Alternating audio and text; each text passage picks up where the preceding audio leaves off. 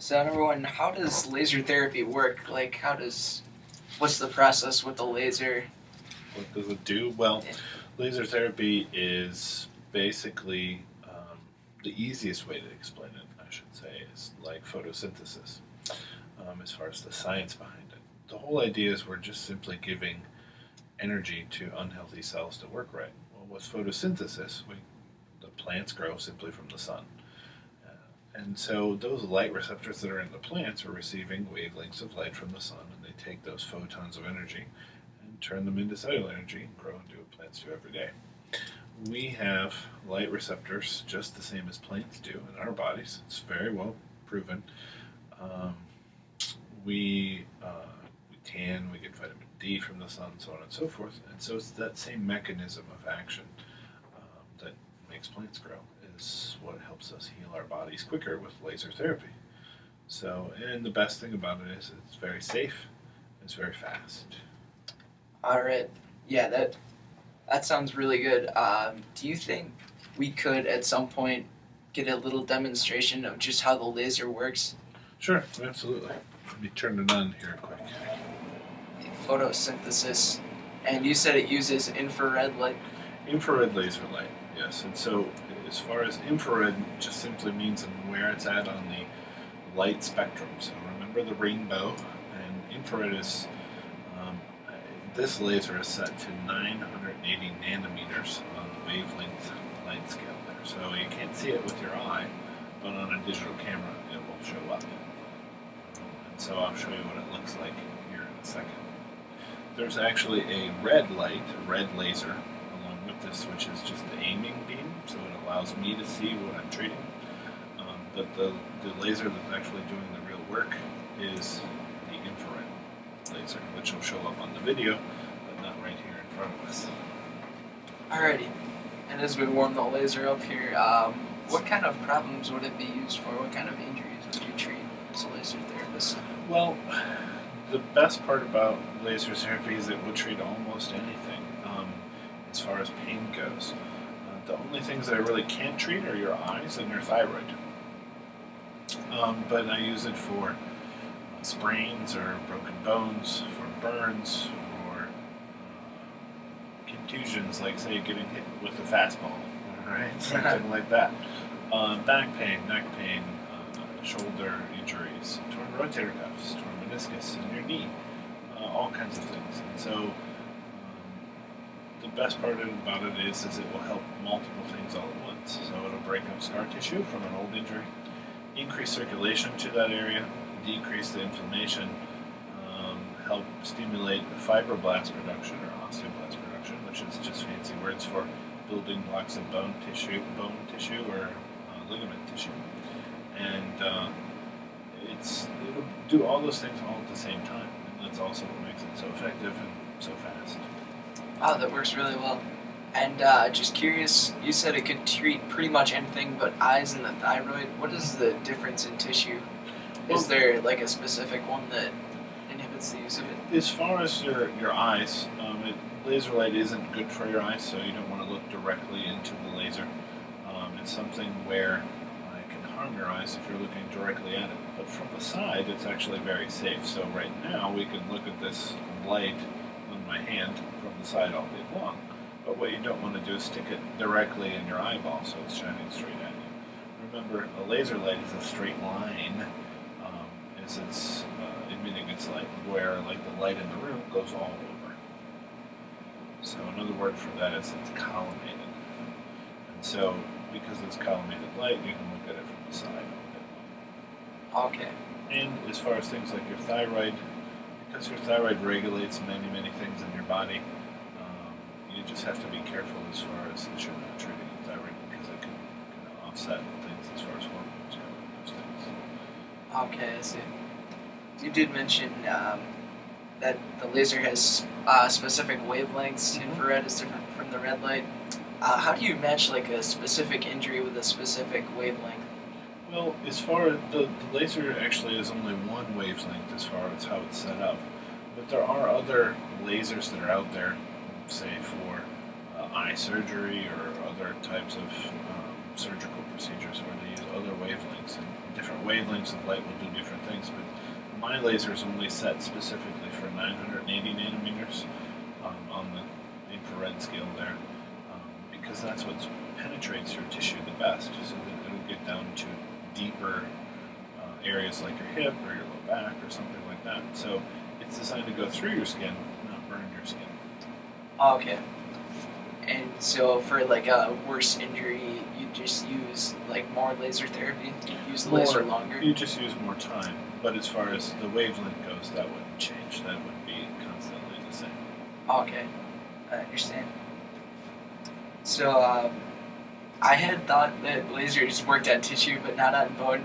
But you said you could treat broken bones with them? Yeah, you can actually treat broken bones, and it will help that broken bone to heal that much faster. Okay. Then part of that is not only are we stimulating osteoblast production, which is the building blocks of bone tissue, but also less swelling, better circulation, less inflammation, and all that sort of stuff. It's only going to speed up that healing process too in that broken bone. So even if we're not treating the bone directly, which generally we are, but we're giving the better environment for healing to take place. Okay, yeah, so just working toward the greater good. What would you say is the most common injury that you treat? You probably see a lot of them, but are there any that appear more than others? Usually neck and shoulder injuries are the most common, and usually it's because people are complaining about their neck and their shoulder hurting kind of in this sort of pattern right down their trapezius muscle. And that's usually because their shoulder's very far forward like that. So what I do with the lasers, I treat them here in the front, in their chest, and then allow their shoulder to roll back, which naturally helps relax their muscles back there. And then I treat back there. I'm just going to jump in. So can you have him show that so then you can turn off the machine just because it's loud? Could you do a demonstration? Yeah. So say my shoulders are hunched pretty far forward, you'd relax like my pectoral muscle. Right. And it would. So the position-wise, your shoulder's much more relaxed than everything behind. And so as far as the laser goes, as far as treating a person, it does have to be on your skin. It won't go through clothing or any other type of material. And so when I put it on a person's skin like this, all that I do is just simply wave it over it. And when it's down at a lower wattage, a lower power, I can hold it in one spot and it won't get too hot too quickly. But if it's up too high, then it starts to get too warm too fast. But I just simply wave the light over the tissue that's affected, and then hopefully it heals that much faster and better. So it's pretty simple. I can feel it working. So you said you saw a lot of neck and shoulder injuries. Are there any lifestyle changes that could be made to like prevent quite as many of these? Or? Absolutely. For example, there's a lot of things that have to do with diet, stretching, exercise, vitamin and minerals in our bodies that could help prevent that. For example, when I treat people that come in with neck and shoulder pain or back pain, I almost always ask them, do they take any extra magnesium? And they say, well, no, why, usually? And then I say, well, magnesium is nature's natural muscle relaxer. And so I can help relax that person's muscle with the laser, but what is going to continually keep it relaxed? And how do we prevent it from getting tight in the first place? And so oftentimes that's simply a magnesium deficiency. And so what I'll do is counsel them on making sure that they're up to snuff nutritionally. Otherwise, I might treat them, and then 3 months later that problem starts to come back. And so the laser can help release those tight muscles, but it's not going to change a magnesium deficiency. And so getting to the root of the problem, which oftentimes is nutritional, is only common sense. And most people don't realize that it's very common for them to be deficient in magnesium or other vitamins and minerals, usually because our diet is so poor and our soil is so poor where our food is grown. What foods have like a higher magnesium content that people could eat? One of the highest and everyone's favorite is chocolate. Dark chocolate, particularly, is everybody's favorite. But usually, if you're craving chocolate, it's not you're craving chocolate, you're craving magnesium. But especially green leafy vegetables are some of the best sources of magnesium. But the big difference is that depends on where the plant is grown. So if there's not much magnesium in the soil, there's not much magnesium in your spinach. The other thing that you want to remember is that when you exercise, when you sweat, when you have lots of stress, when you're taking certain medications, those all can deplete magnesium and other nutrients out of your body. So replacing them is only smart. And so with things like, again, magnesium, taking a pill on a daily basis at least helps us make sure that we're getting enough, hopefully. Yeah, that sounds really good. Like, I know I've been, like, my shoulders, I can feel them. They barely ever relax, and I sweat a lot and work out a lot and have a lot of stress from homework, and I think that might actually help deplete my magnesium. I think it's very simple when you think of it this way. If you think of a marathon runner who didn't have enough electrolytes, potassium and chloride and sodium and so on, and magnesium runs right along with those electrolytes. If they don't have enough of those electrolytes, what happens to their muscles? They cramp up and they're crying on the ground like they're a baby, right? Because their muscles have just now decided not to work right anymore.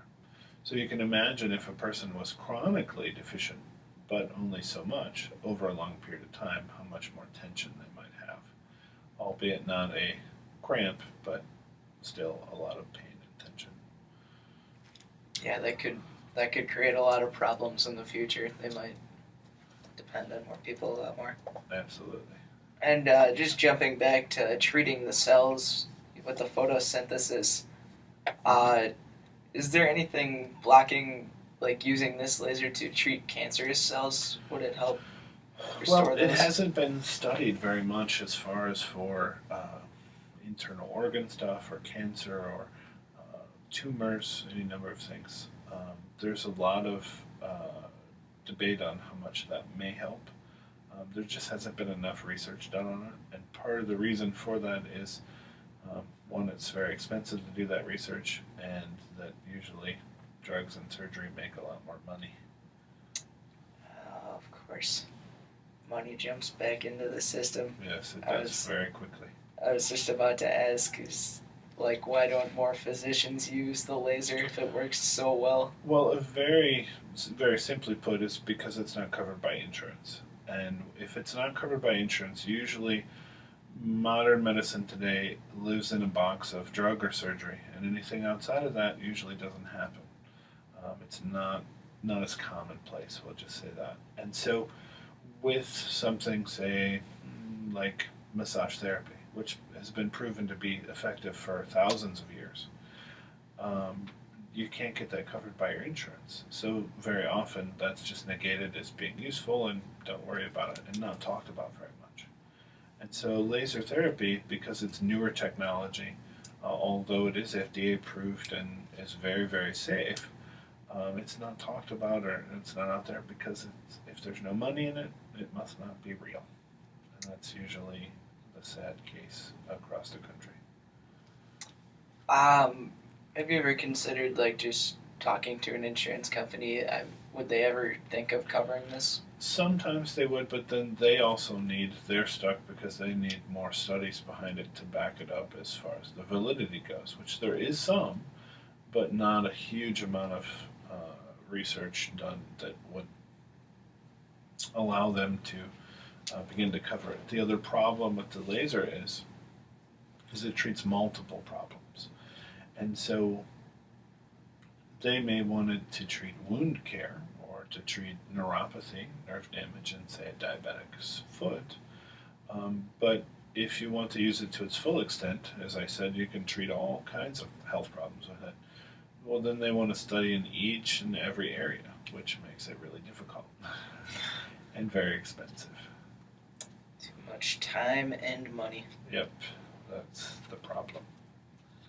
That's unfortunate. But now we're going to jump back to you as a person. How did you decide to become a laser therapist? Well, I used to own a vitamin store. And in my vitamin store, I had someone come in and tell me how great their laser therapy was when they were out in California. And they had a torn meniscus in their knee, and they had about 6 or 7 treatments on it, and it was all better. I had no pain, no nothing. And I said, how does a laser help heal a torn meniscus in your knee without any surgery? I thought that was really strange. So I decided to research it and figure it out. What is it? How does it work? And then try it out for myself. And I was pleasantly surprised that it worked exceptionally well. And after I decided that I was going to sell my vitamin store and begin doing laser therapy full time shortly after that. Wow, that's very effective. Did you sell magnesium at your vitamin store? I did sell lots and lots of magnesium at my vitamin store. Yes, because most people are deficient in it, and they usually don't know, and they have many of the symptoms of magnesium deficiency. Okay. Yeah. What kind of classroom training did laser therapy require? Well, there's most of it is safety training, and that's the things like not putting a laser in your eyes, not holding it at full power in one spot for too long. Simple safety stuff, that's the big thing. They want you to have some sort of health, medical type background, before you do it. But as far as the actual training goes, the biggest, most important thing is always the safety behind it. Okay. No classroom training or any There's college schools that you have to go there's to for? no right now. There's not even state licensing in Wisconsin for laser therapy at all. And as far as classroom type stuff, there isn't. Just because I'm one of 4 people in Wisconsin that actually do this type of therapy. So Oh, there's wow. not many people that do it. Most common use in the United States is professional athletes will get this sort of stuff done. So the New York Yankees, for example, are an official sponsor of a brand of laser like this. So there's just not enough people out there that are learning it and doing it to make it, that large yet, where you're actually getting a school that trains people or whatever. It's more done on a one-on-one basis. I see. Would you ever consider going into like the sports field, following a sports team and doing this? Yeah, I mean, I've certainly thought about something like that. It sure sounds like fun, but I also like helping the average Joe get rid of their pain. It's not that I don't like overpaid athletes, but sometimes the average person has a lot more pain and problems going on. But it sure would be fun to do it for a while. All the Joes, thank you. Have there been any unforeseen obstacles in this job, like any problems with the laser or? Usually, the scary part of this part is if something would go wrong with the laser. The best thing about the laser is there's not much for moving parts. If anything's going to break, it's going to be the handpiece or one of the moving parts like the fan. But I haven't really had any problems with it because there's not much that is going to go wrong because it's not moving. But as far as unforeseen other problems as far as doing business is sometimes people are always very skeptical when their doctor is not the one recommending it.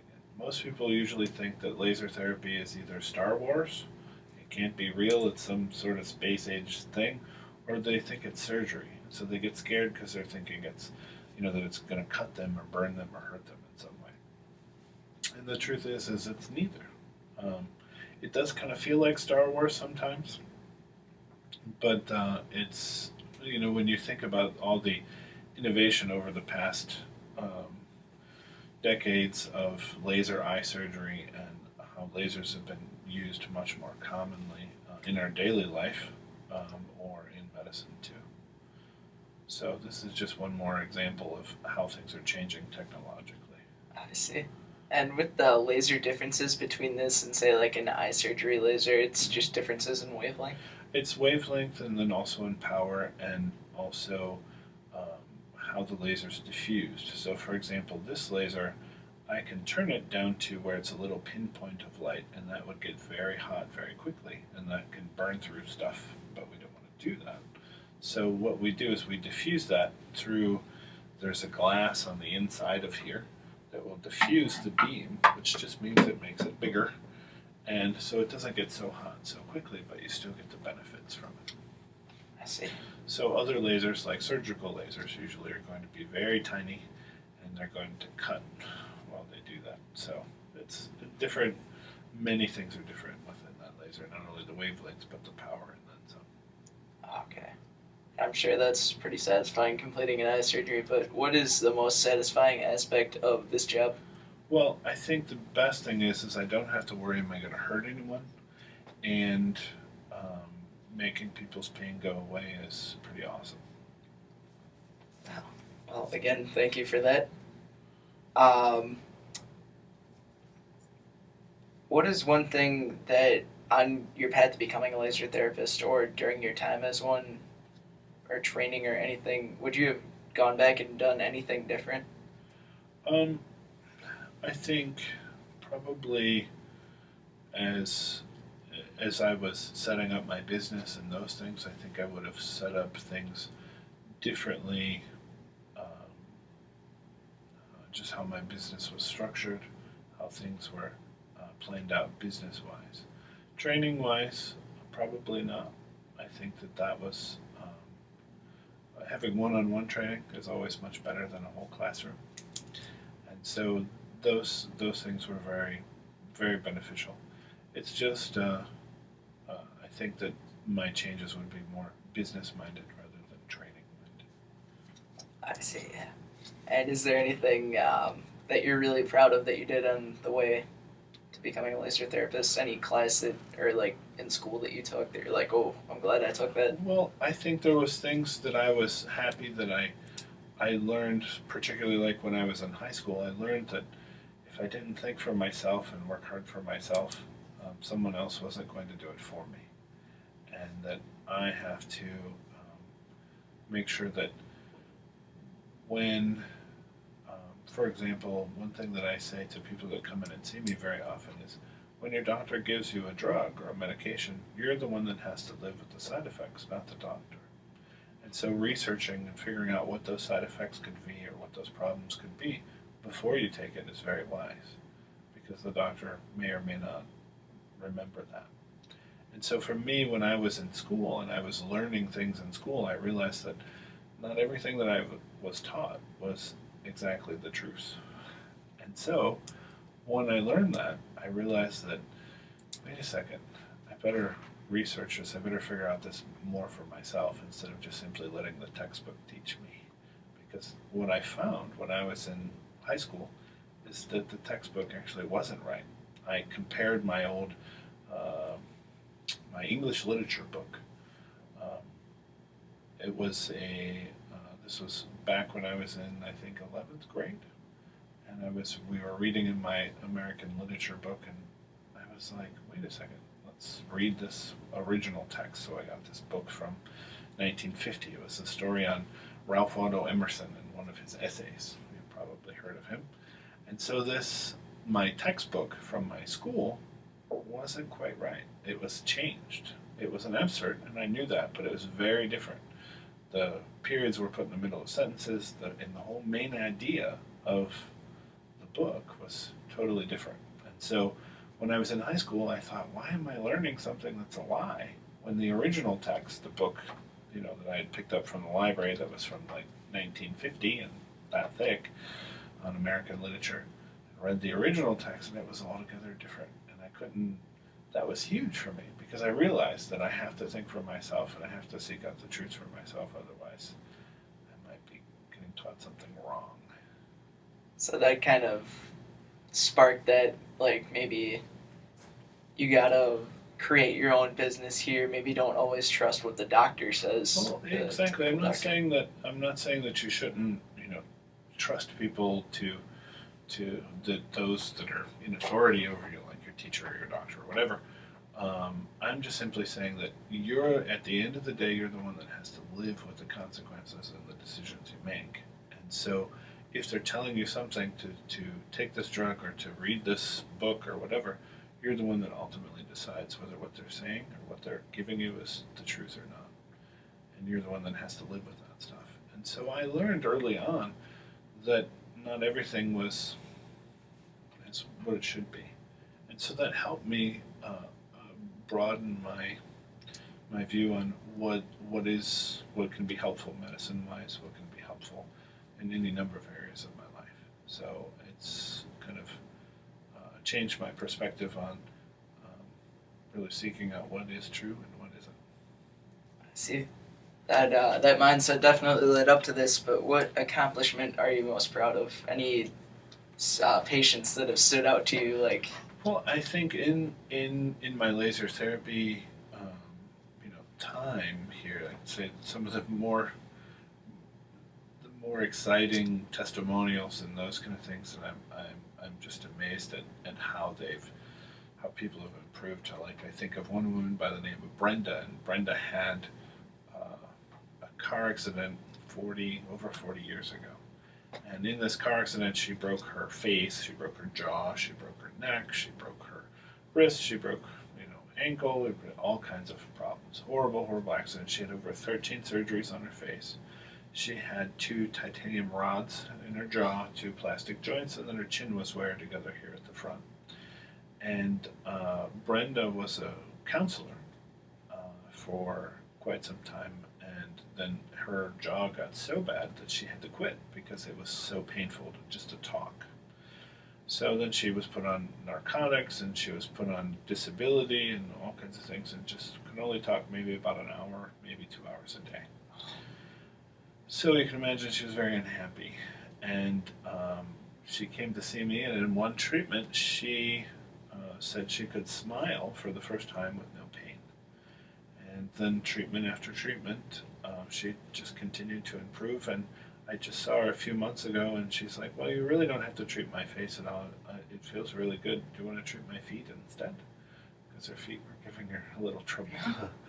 And so she's one of those people that even after 40 years of suffering, the laser's been able to help her with so much more healing and improvement in her situation. It's not even funny. And so you can imagine suffering for that long where it hurts to smile, let alone to eat chicken or to, any number of things. It can make life very difficult. So I think of people like Brenda, and there's several people that I could think of similar-wise, but she's one of the ones that really stick out. I see, yeah. Would you say that's the biggest difference you've made in someone's life? Like, really, with everything they do, that sounds like... I mean, what more basic than just simply talking to people and smiling, How much more simple can you get? And to be able to give someone their freedom back to talk and, move their mouth normal is pretty amazing. So I'm very happy about that, that's for sure. Yeah. Wow. Makes what I do very rewarding. Congratulations, and that is all the questions we had. Okay. Thank you so much for doing this interview. This was Sure. This was really enlightening. Yeah, I'm happy to do it for you.